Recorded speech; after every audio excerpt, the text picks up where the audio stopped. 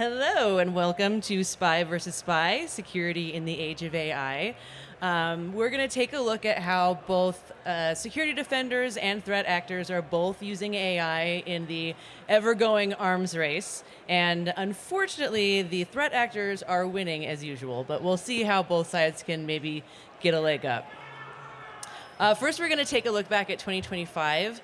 AI scams drove crypto fraud up 17% last year, which raked in about at least $14 billion on chain, and that's up from $12 billion the year before. And of course, a lot of that is due to advances in AI automation, but we're also seeing advances in impersonation tactics. Attackers are now using AI to analyze social media and corporate websites in order to craft contextually perfect lures for their victims. Of course, deepfakes are getting insanely good. And there was one company, Arab, who lost $25 million to one deepfake conference call last year. So just make sure you're being extra careful with those. You can see from this graph from Chainalysis that AI-enhanced attacks are both high in value and high in volume when you compare them to other types of attacks, very much. So some good news is that AI agents can now be used to conduct smart contract audits. The bad news is that they can also be used by threat actors to exploit those vulnerabilities that they find them first. Anthropic ran a sandbox simulation last year on real blockchains using a repo containing known vulnerabilities and exploits, and they found $4.6 million in proven exploits. The agents were then turned onto a bunch of newer contracts, and they found two previously unknown vulnerabilities, also known as 0 days. And while this is a great proof of concept, it should be noted that the success rate for the known exploits was only 51%. So as of right now, AI should be used as a tool to aid with contract audits, but not as a replacement for human auditors. And before I go any further, I want to highlight that while everyone is jumping on the AI bandwagon and companies are pushing employees to experiment with AI to boost productivity, this zeal and pressure can sometimes lead people to act recklessly if they're using tools that have not been reviewed or approved by their companies. This is called shadow AI, and it can be very dangerous and cost a lot of money. AI code doesn't always follow the best security practices, and just because a tool is widely used does not mean it is inherently secure. So I would say that smaller companies, particularly in Web3, also tend to be at heightened risk, just because they have a less robust security system in place. So we did talk about the smart contract auditing, but models can also learn normal behavior for protocols and wallets, flagging suspicious pre-attack activity like weird contract deployments or activity from known illicit sources. They can monitor for crypto jacking, clipboard hijackers, and wallet stealers. They can also be used for post-exploit fund tracking, where an agent follows stolen funds through dexes and mixers looking for cash-out points, and then ultimately they can compile evidence to be used by law enforcement. And for a long time, we've had defensive bots that front-run attackers during active exploits in order to save funds, but security groups are already starting to experiment with AI enhancements. One of those examples is using better bidding in gas auctions, so they can increase the probability of a successful rescue at lower cost. Taking a step back from the blockchain space, the Enterprise Security Operations Center area can be helped out by better detection of social engineering, blocking of phishing attempts, deepfake analysis, and looking for fraudulent domains and imposter websites, which aids in brand protection. AI uses adaptive risk assessment to flag behavioral anomalies, like accessing files at odd hours or from unexpected locations. It can also instantly isolate endpoints before they're able to cause network-wide damage. This is laptops, phones, servers, things like that. And of course, documentation automation is going to save people a lot of time by generating things like incident reports, postmortems, runbooks, etc. And it's also becoming crucial already for application security teams to combat the influx of AI-powered attacks with AI defenses. They can predict which vulnerabilities are most likely to be exploited, simulate patch deployment, and predict breaking changes.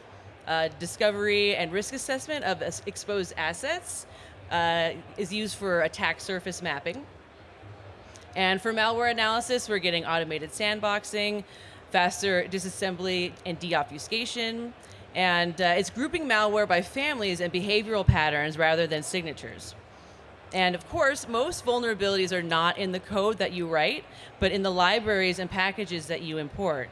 And these are what lead to supply chain attacks, which can be existential threats to your project. So please note, with all of these things, the severity designation, prioritization, remediation, all the decision making still needs to be done by human review. We're not quite to plug and play yet. This bleeding edge tech is very exciting, but we cannot take its findings for granted.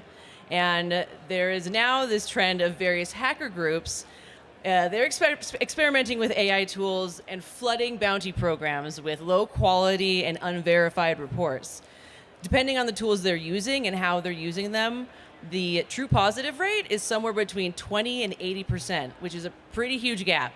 And the consequence of this is that security teams are being bogged down and burnt out, and some of them are actually sunsetting their bounty programs. So at the end of the day, if you're a bounty hunter or bounty group, remember that if you're submitting something sloppy, your reputation is now sloppy. So now some examples of how bad guys are using AI. We've seen a surge of InfoSealer attacks since late 2025, powered by social engineering campaigns that trick people into downloading malicious files, and they're capitalizing on the AI craze. So these are coming from fake Google ads, social media posts, posts in messaging apps like Telegram and Discord, and they redirect users to malicious sites using a lure called ClickFix. And I just saw a report last Friday that threat actors are now abusing Claude artifacts for this attack vector. So remember that Windows, macOS, and Linux are all vulnerable. So please only use tools from trusted sources and never run unknown commands in your terminal. I would be remiss if I didn't mention prompt injection, where malicious input overrides an AI's original instructions. This hijacks its session to execute unintended commands. And think of this as kind of like SQL injection, but for natural language. Prompt injection turns your AI from an assistant to an attacker's puppet using its own tools and permissions against you. It's the #1 LLM risk, and it is not going away anytime soon, especially according to OpenAI's opinion. And of course, we have to talk about the hottest topic right now, which is OpenClaw, which allows anyone to run their own proactive agent. But in many cases, the agent needs access to user data, keys, accounts, things like that, which can be dangerous. And as we all know it by now, they use skills, which are the primary markdown files containing instructions, links, and commands. So remember when you're using these that skills are third-party code, and they can be malicious. Now we have these powerful autonomous tools, and there's skills files that come from usually ClawHub, but also other registries. And as far as we know, ClawHub does not have any automated security scanning. We don't know how many people are maintaining and managing that registry. So these tools, again, they have high privileged access, and users are blindly trusting setup steps and prioritizing speed over security. This is one example of a malicious skill found on ClawHub. Many of the payloads found in these malicious skills are visible in plain text in the first paragraph of the skill MD file, which is kind of funny. This exchange, to add a little drama, involves the OpenClaw creator, Peter Steinberger, and it kind of shows how quickly things can get out of hand when you release something into the wild that involves these advanced agentic agents with capabilities. And basically, if you don't think about the implications and you are putting the responsibility on users, you're kind of setting them up for failure, because we know as a collective group, users do not always act security-minded. Jason Meller from 1Password described OpenClaw as a Faustian bargain. It's revolutionizing what's popular with autonomous agency, but it has real access to your local machine and everything that comes with that. So this makes it especially dangerous when you are running it on a machine that holds corporate credentials or has access to production systems.